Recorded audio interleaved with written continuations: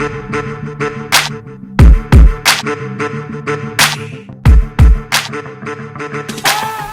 Andrew, firstly, thank you and welcome to Faces of Fintech. So in this video series, we'll be interviewing the tastemakers and the innovators behind the UK's most groundbreaking digital solutions. So really, I just can't wait to hear more about your journey and learn more about your mission to help businesses improve and achieve their goals. So to kick things off, I'd love to hear who you are, what do you do, and why do you do it? Thanks, Emma. Looking forward to it. Looking forward to getting stuck in, and great to be with you. So I am the face of Connect4, I suppose. So I am the CEO and one of the co-founders at Connect4, which is a client meeting platform, which I'm sure we'll get stuck into. And I've been leading that up for just under 2 years. And I'm based in Cambridge, about an hour north of London, and I live here with my wife. Lovely. So I can see that prior to Connect4, your journey has been in accounting and it was numbers based. So firstly, you started off within the accounting profession. And then I saw that you worked in the lovely sunny Brisbane as a financial controller. Firstly, how was that? And secondly, did working in that industry motivate you to build Connect4? Yeah, good question. Good question. So yes, I trained as an accountant. I worked in London, in Baker Street, doing my ACAs and CTAs there. I worked in corporate tax and M&A. I don't know how I ended up becoming an accountant. I did a geography degree, and I promised myself after doing an accounting internship I wasn't going to become an accountant. I actually went and worked in public relations in Beijing for a while, but then I ended up thinking, no, I need to go down the safe route and get some skills under my belt. So I came back and I did my accounting qualifications. So that was good fun. And I learned a lot about how to build a process around just a structured way of thinking, particularly around numbers, obviously, and financial performance, but broader than that. So it was very useful skills. I decided once I qualified that I did want to go in-house. So I ended up in Australia with my then girlfriend, now wife, and we went out to Brisbane. And I ended up doing a project where I was basically cleaning up a load of old SAP transactions. So anyone who's used SAP will know how painful that is, which is an accounting software. So I ended up doing that. Anyway, things went from one thing to another. I ended up progressing very quickly and ended up being acting as finance controller of Vale, which is a huge mining company in Australia. That was a lot of fun. And I learned a huge amount about how to run a finance function within a business. But I did have this taste of actually the power of software was starting to creep in, and actually what you can do through software and how you can change people's behaviors and how you can change things at scale. So I ended up working for a software company on my return to the UK. That company was called Fathom, which is a management reporting business analytics platform. So I ended up becoming a director there in Australia, then came back via the US and set that up in the UK about 4 or 5 years ago. So that was my segue into software. And so yeah, I did learn a huge amount from my chartered accounting background, and that's propelled me into having a good understanding of how accounting firms work. So that's been helpful as well from my software point of view. Yeah. So when you were in that industry, obviously communicating with people on a daily basis, especially clients, was there a need at the time for a software which improved the client experience? Because obviously I know for many businesses, especially when it's client facing, there's always that dreaded thought of how can I improve my client experience? What can I do?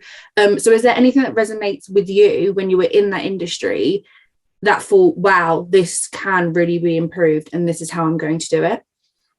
Yeah, good question. So Connect4 was born out of pain points that I experienced as an accountant, but then also being in-house. So the two areas that I found was there was a real lack of progression and accountability in specifically meetings, but also in client relationships in general. So we started building a platform where actually there was a whole history of meetings that you'd had with client in the past. So we're built on a system of pods. So each client has a pod, and you can see all your past meeting history within the pod. So the client can come in, you can come in, and you can see all your past relationship, for want of a better word, with that client, and you can bring in different specialists into the pod as well. So you always kind of building this audit trail or this relationship history with your client or customer.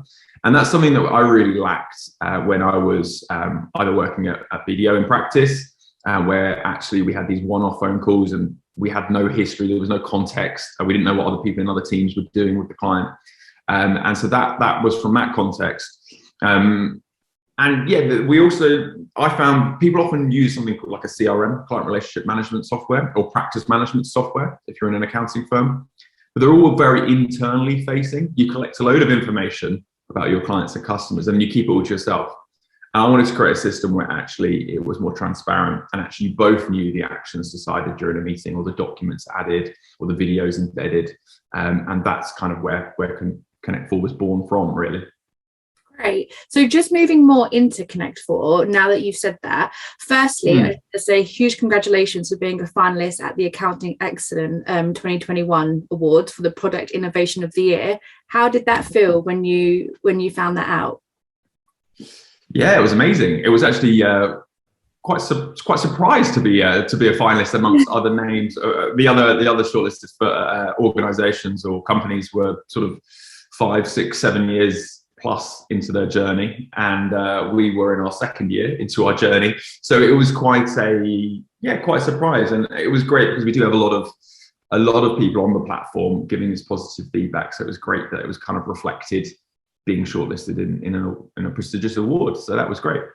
How many people are using the platform at the moment? Do you know, as in how many businesses have moved, for example, from Zoom or another video software to Connect4?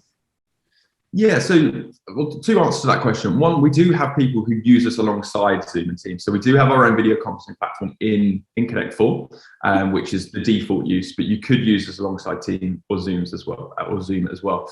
In terms of numbers, we have about 3,000 plus users in about, I don't know, haven't checked, 32 countries, something like that. So we have a growing customer and client base globally. If I looked on the platform at the moment, there'd be people from Guatemala, from South Africa, from Australia on the platform. Maybe not Australia, a bit late there. But other than that, there would be people all over the world on the platform. So yeah, it really has grown quite quickly in terms of adoption.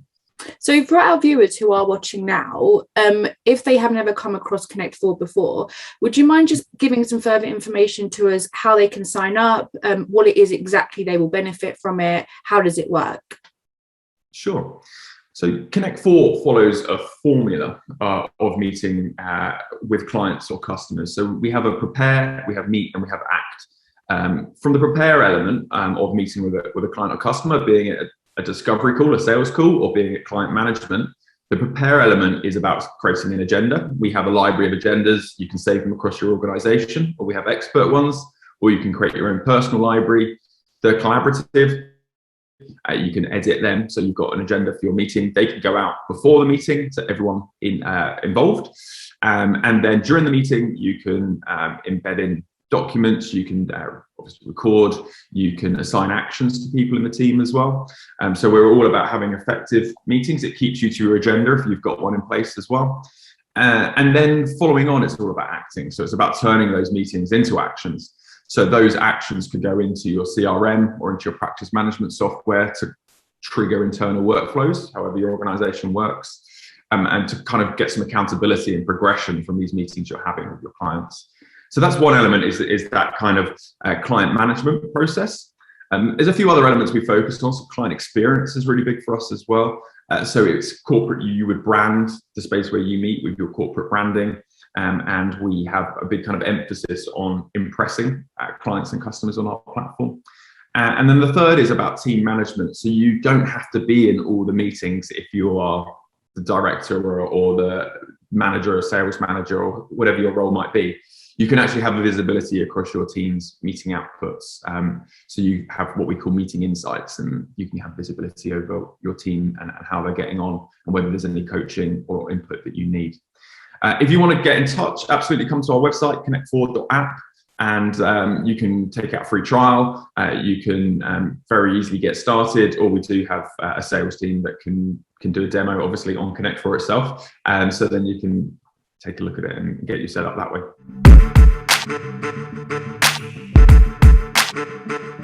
For businesses who do want to improve their client experience, even their internal experience for their employees, Would you then definitely recommend they go ahead with Connect4? What would you say to them to say, right, this is what I would recommend, this is why you should use Connect4, and this is why it will improve your client and internal experience for your employees? Yeah, I think so. So I think, I mean, I spend all day talking to potential customers or customers, and I think some will feel like, I'm using Zoom, there's nothing broken, what do I need to do? And that, I understand that position. I think when you are meeting with clients though, that experience is really high value, in the sense that you could potentially win new business, you could potentially upsell a new service or a new product.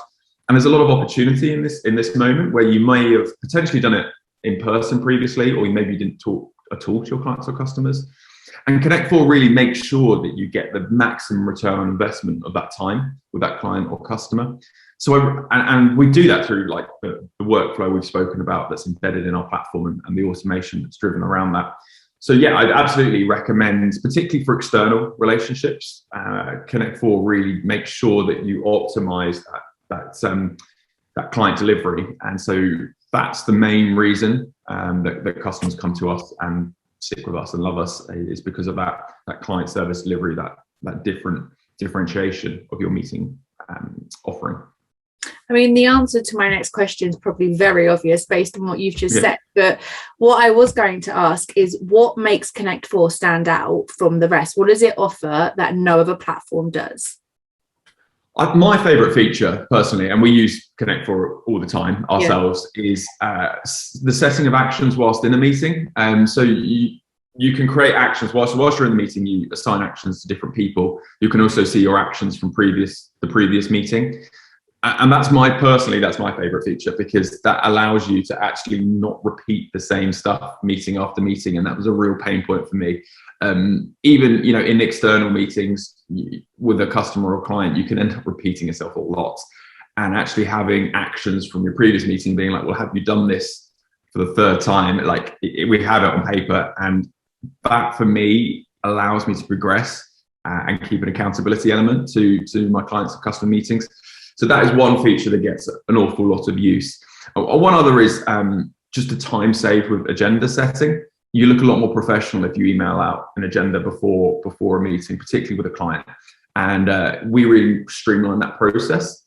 So those are probably my two top favorite features. A third area that, just if I'm allowed a third one, that gets used a lot is with larger organizations, where you want to really support junior staff to talk to clients and customers, maybe where they haven't done before. Connect4 can really help with that, with the way we have this pod framework, because the senior member could join the junior member of staff for the first meeting, and then the senior member can kind of stay in the pod but not turn up for future meetings, but still have visibility and support. So there's that kind of team member junior coaching as well element that others have found really helpful. Yeah, no, it sounds great. I mean, I know for me, I don't know about anyone else, but a very big pain point of mine is obviously when you're having a meeting, you need to be able to make notes at the same time, right? So you could either be jotting those down or type them up on like a Word document whilst you're in a meeting. Does Connect4 give you the ability to make those notes whilst you're on the same screen, still talking and seeing that person you're on the meeting with? Yeah, so the way Connect4 is designed is a little bit different to what most people are used to. The layout of it is split. So on the left-hand side will be those in the call, and on the right-hand side will be a load of productivity tools. And one of them is meeting minutes. And so you can absolutely take notes either whilst you're in the call or after it, or you can assign actions. You can see all your past meeting notes if you want to look back to what you discussed in the previous meeting. So you can do that whilst in a call. We also have a post-meeting workflow, so someone who's assigned to finalizing the meeting minutes and emailing them out and sending them into CRM, practice management software as well. So it's important to have that record of what happened in the meeting and what was discussed. So that's another way. And the third way is if you're recording the meeting or doing transcription, you could do it that way. We use a platform called Loom, which works well with us, and that embeds into our meeting. So you could record it that way. And then there is a fourth way. You could do a 60-second summary as well of a meeting and embed it into the past meeting feed. So if not everyone's been on the call and you just want to do a 60-second summary, someone can just talk to the key points in 60 seconds, and it just sits in your previous meeting feed, and other people can come and view, well, what were the 60 seconds rather than 60 minutes, what happened in 60 seconds, basically. No, that's amazing. I mean, that's a real game changer, I'm sure, for some. Just going back to the transcript, because I know that's actually a very big tool that I know a lot of businesses will use and benefit from. Just going into more detail, how does that work? So is that included as part of the Connect4 package, and it basically transcribes the video call that has just taken place? Is that right? So the way we work at the moment is we work with a third-party software called Loom. And what happens is if you have a Loom account, it triggers when you start the meeting, and it will transcribe in Loom. And then you can embed the Loom recording directly into the meeting instance in our pod. So it populates within the Connect4 meeting. So you need to use the third-party provider Loom, and then that comes into our platform. That's the way it works at the moment. Obviously, if you're using our platform with a different video conferencing provider, so if you're using us with Zoom, you can use other transcription tools with Zoom as well and pull them in. So that means then that no notes need to be made, and then that can all just be transcribed at the very end. Yeah, you can absolutely do it that way. So some people like that.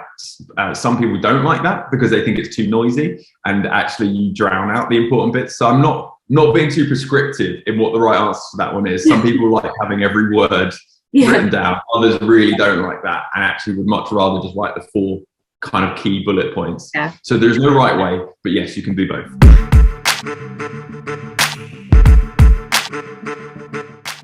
So moving on to your biggest successes. So what would you say your biggest success is? Is there anything that, really sticks with you to this day? I mean, we're an early stage company, and I think we're still learning. I'm still learning a lot every day, each week. I think one thing that really surprised me, and if there's other early stage business owners listening, it will resonate, is kind of just the day you get your first customer, it sticks in your mind. And for us, it was a guy in the US who came across us online. Our platform was barely built, and before you knew it, he'd kind of paid for it and was on it every day. And for me, that was like quite a proud moment where something that you built. I was still working at my other company, so I was working on this in the evenings, and I hadn't really built out the team yet. And so for me, it was a really kind of powerful moment that, oh wait, this is value in this idea that we've had. So from there, we've obviously grown into lots more customers, but that was a really proud moment for me personally. Amazing. And I'm going to add one to that. I'm sure the proud moment for you as well was the being nominated for the Accounting Excellent Award too. So I'm sure, I mean, I have no doubt there's going to be many more to come, but I'm sure that's probably on the list of greatest moments too. Yeah, that was great fun. It was a good evening. So yeah, that was a real kind of validation of what we're doing, particularly in the accounting industry. We've got customers in lots of different sectors and verticals, but I'm particularly passionate about how accounting firms can deliver better for their clients. So that was great kind of validation of that. Yeah. Are there any challenges that you've had to overcome? So is there anything that was like really tough whilst even prior to building Connect4? Is there anything which made you think, oh my God, how am I going to get past this? How should I do this? I mean, I think if we're looking at kind of the last couple of years, managing my time has been quite challenging. So for a time I was director of this of Fathom, which was a platform doing very well, another software company in the UK. And then I was working on Connect4 in my evenings, and kind of managing my time between those two things was it took a lot of discipline, basically, of segmenting out my time in my week. So I think that was a real challenge. Look, am I seriously? I could have a nice, comfortable life here, working in a corporate or in another organisation. Do I really want to? Kind of not throw it away, but I really want to put that to one side to start a venture. And so that was challenging, kind of coming across that and explaining that to my wife. Why would you want to do that? And she was quite busy at the time. She's a doctor, a respiratory doctor. So she was very busy on the wards over the last few years. And I was here coming up with this silly idea of a new startup. So yeah, I think that was a challenge, managing my time in those early days of a startup. And for those who have recently started a business listening, you're going to resonate with that hugely. Very few will be able to have dropped everything and then just focusing on a startup idea. You've probably got to have income coming from somewhere. So juggling those two is a takes some doing. Yeah, definitely. I mean, I'm sure there are so many people in the same boat at the moment that are watching this, but what advice would you give to overcome that? So if there are like business owners who are thinking of starting a new venture and are just struggling to find the time, don't know how to split between the two, what would you recommend? How did you overcome that with yourself? I mean, some good advice I got a few years ago was, you're juggling lots of balls, not only with a business, but obviously in life, other things happen. And especially in the last couple of years, people have had to deal with all sorts of things.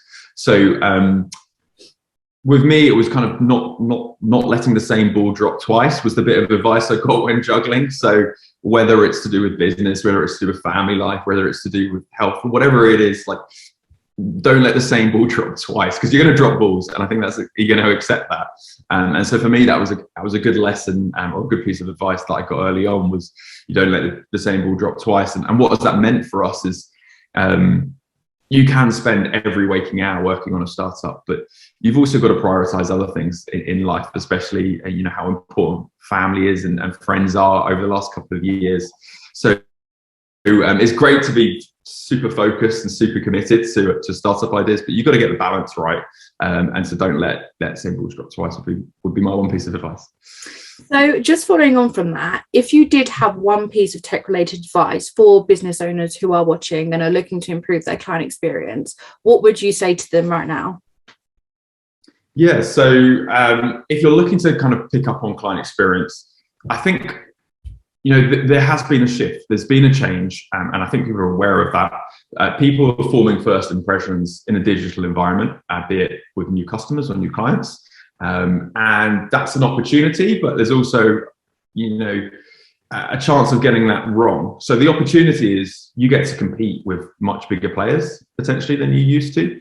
It's a real kind of digital leveler is a word that gets used quite a bit. Kind of this democratization of the digital space, because you could now compete with the big four because you're not meeting in Canary Wharf with a potential client you're meeting online. So there is a big opportunity there to impress.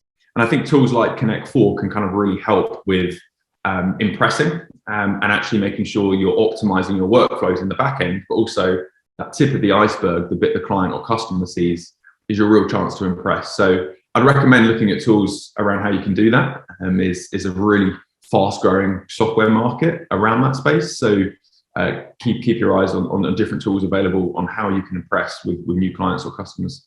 Definitely, I second that.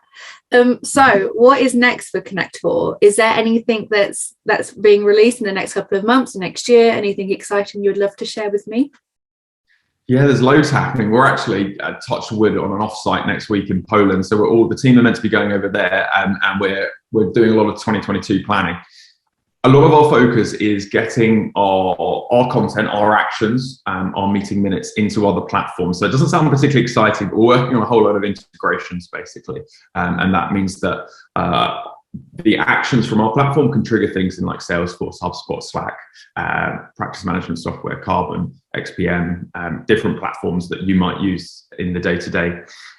So that's one thing. Another area we're working on is making it much more easy to get into Connect4. So we have a concept of personal pods, which is kind of like it's just a room you can jump into anytime, but you've got all the features there, so it works with things like your calendar. If you're using scheduling tools like Calendly, it works seamlessly with that. So there's a lot of workflow optimization things happening there.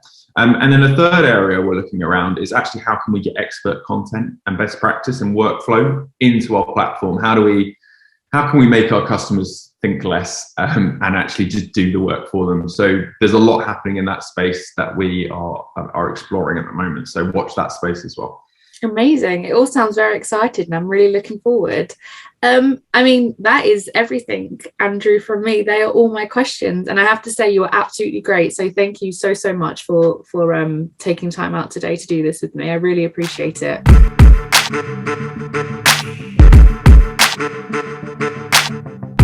If you like this episode, go and have a listen to the rest of the series. We are Raffingers, and you can find us on Instagram, Twitter, and LinkedIn at Raffingers. Alternatively, you can visit our website at raffingers.co.uk.